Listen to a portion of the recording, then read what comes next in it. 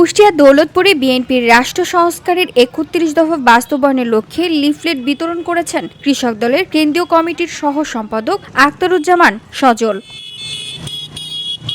রবিবার দুপুরে দৌলতপুর উপজেলার পিয়ারপুল ইউনিয়নের কামালপুর বাজারে এই লিফলেট বিতরণ করা হয়। লিফলেট বিতরণকালে বিএনপি ও বিভিন্ন অঙ্গ সংগঠনের নেতৃবৃন্দ ও স্থানীয় জনগণ উপস্থিত ছিলেন।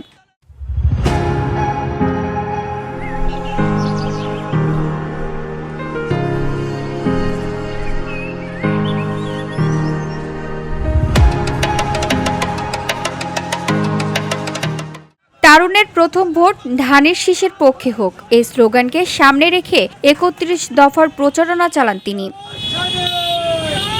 এ সময় উপস্থিত ছিলেন জেলা কৃষক দলের সদস্য মামুনুর রশিদ, শফিকুল ইসলাম, উপজেলা ছাত্র দলের সিনিয়র যুগ্ম আহ্বায়ক বেলাল হোসেন, ব্যবসায়ী নুরুল ইসলাম, জেলা কৃষক দলের সদস্য খোকন আলী, দৌলতপুর থানা কৃষক দলের সদস্য মিজানুর রহমান মিজানুর সহ অন্যান্যরা।